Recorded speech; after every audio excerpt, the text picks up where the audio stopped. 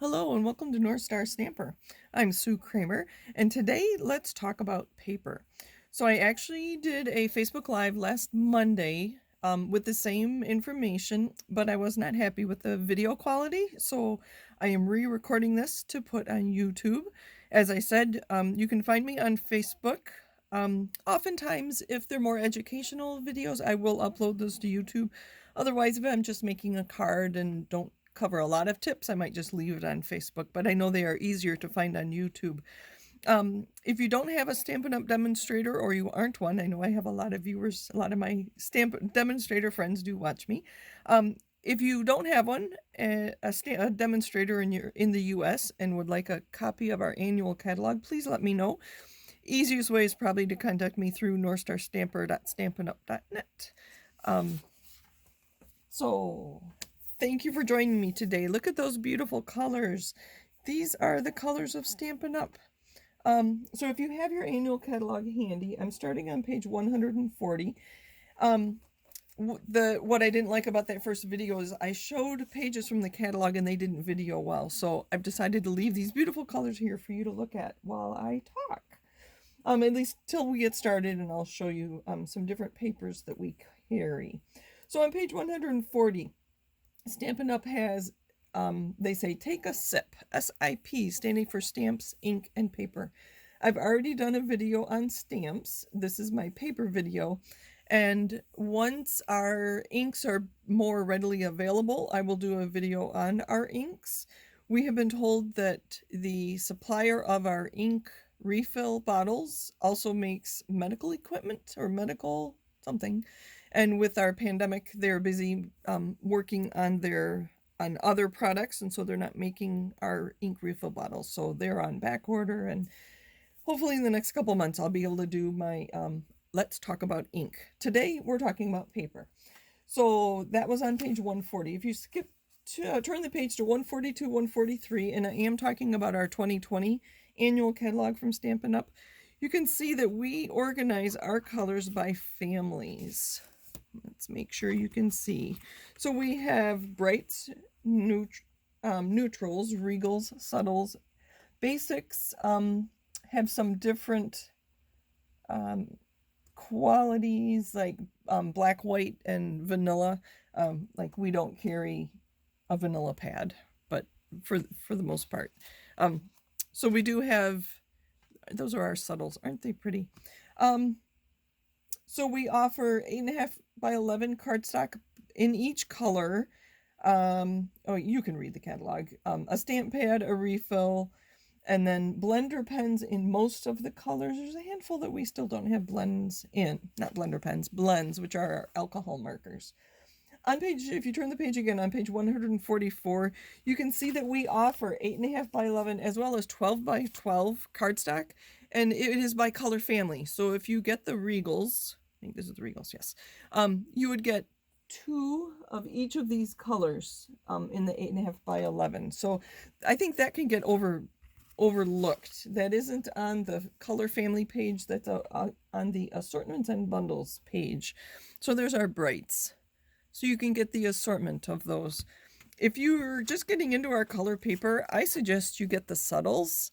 Even if you don't have these inks, if you have others of our inks, these you can still stamp on and see your stamped image, and they make for great layers and all. So I love all our paper. I think what I love most is that it coordinates with our inks, with our embellishments, with our designer series paper, and other things. So paper. So that's page 144. What I'm going to talk most about, I am going to talk tomorrow during my Facebook Live about designer series paper. That's our pattern paper. We call it DSP for designer series paper. I know that gives people a chuckle. So I'm going to do a whole video on that. So we are mostly talking about our assorted specialty papers tonight. On page 153 is where we'll spend the rest of our time. So we offer white, whisper white, and very vanilla cardstock in 2 different thicknesses. Our standard, I didn't call Stampin' Up! To get the exact weights of our papers. But I have a little demonstration here to show you. So I've cut a piece of very vanilla cardstock. You can see I have R and TH on there for regular and thick, and they're 1 inch by 11 inches. And so if I hold them, I'm lining up the bottom there. You can see that the thick is much stronger than the regular cardstock. The thick makes a very nice card base. I tend not to use our regular Whisper White or Very Vanilla for card bases. For me, it's just too flimsy. I prefer either our colored cardstock or our thick. And this is a piece of our shimmer. This is all I have left. I just ordered some. I don't know if you can see the shimmer on there, but that's our shimmer white. There you go. I think you can see it. It'd make a cute cloud or snowman, a flower on a wedding card, or a dove on a wedding card, those kinds of things. So there's just a slight shimmer. It's not glitter paper. It's just, the name is very appropriate, shimmer paper. Okay, going down, the next thing we're going to talk about is our Velveteen. And this is was new in our annual catalog in June. And when the new annual catalog comes out every year, they do try to keep us updated and give us different things to work with. So our Velveteen paper comes in 3 different colors. Let's see, I only have 2 right there. Let me grab the other one. So those are Soft Sea Foam, Highland Heather, and then, sorry for the noise, our new Cinnamon Cider is very pretty. You can see that I thought it looked like a moose, so I punched a moose out of that. I have during my live video last Monday, I wondered if you could stamp, and there's my moose. You can stamp on it, and then I punched him out. This was the card I had made. It just gives, it's Velveteen. It's a very accurate description for that paper. And my other idea with the Highland Heather and the Soft Sea Foam was to put it on a darker background. This is Blackberry Bliss. Just very simple. I used an adhesive sheet and then die cut those elements so that I could adhere them to my card. So that's a fun thing to do, and it just gives a little more dimension to our projects. That's the Velveteen. Moving along, we have the foil sheets. One of my favorite things to do is to emboss. I have another one, and there's, I believe that's gold with the tin tile, and there's copper with the planks, and I would just add that to a project as a layer. So you can stamp on there as well. This is the brushed. I believe that's in the new holiday mini catalog that starts this week on Tuesday. All right. Let's see. All right. So that was foil. I have 2 more things to talk about today, and that is the next is our watercolor paper. When I looked recently, it was on back order. I don't know if it is now or not. Let me get things out of the way. All right. So our watercolor paper comes in a smaller package. This is an old version of our watercolor paper, and I'll demonstrate this. This is Pretty Peacock, just a quick water brush technique, and I'm going to make a card out of this real quick. There's a sample of it. So the difference between our watercolor paper and our just standard thickness cardstock, and this is Whisper White or a Very Vanilla. Can you see how warped that is? Because I did put water on it, it just warps the paper. So that is one thing that I do like about using watercolor paper with this kind of technique. As with any hobby you have, whether it's gardening or baking, any sport you might play, having the right tools makes a big difference. So if you like to try different things, our paper is a fun place to start with trying new techniques. So I am going to use our Seaside Spray, and I'm going to squeeze them the top and bottom together and get a puddle in the bottom of my lid. And this is one of our new water painters. This is the wide brush tip. So I'm going to squeeze, make sure you can see what I'm doing. I'm squeezing the barrel, trying to get that. There's a nice wash. And just wash it on.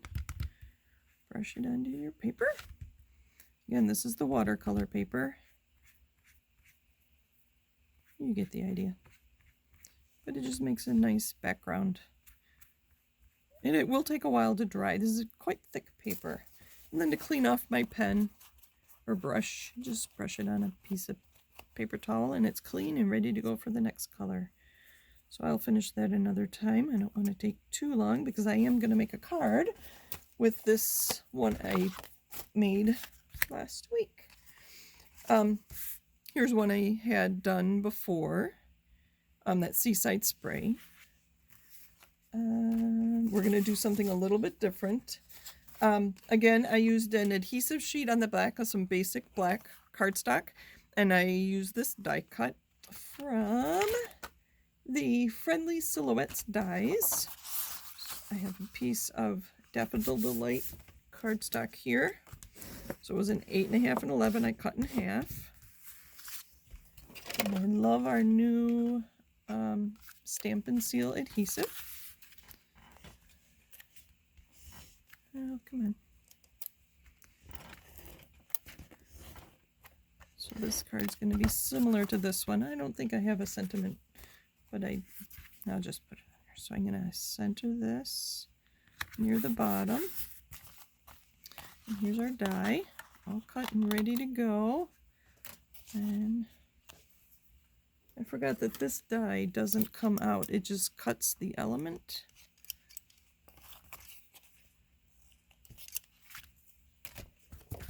Oops. I guess I should have planned ahead a little more. That's right. This will work.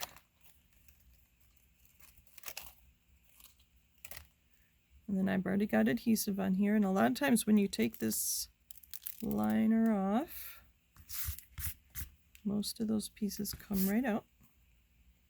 Most of them, not all of them. I'm glad I die cut and had it all ready to go. I really enjoy my Facebook Lives because I get to interact with people. It's kind of funny just sitting here talking to myself. But I know that you will watch. Leave me a comment. Follow my page. Subscribe to my page. So I'm just going to put this right on the bottom. Along the bottom of my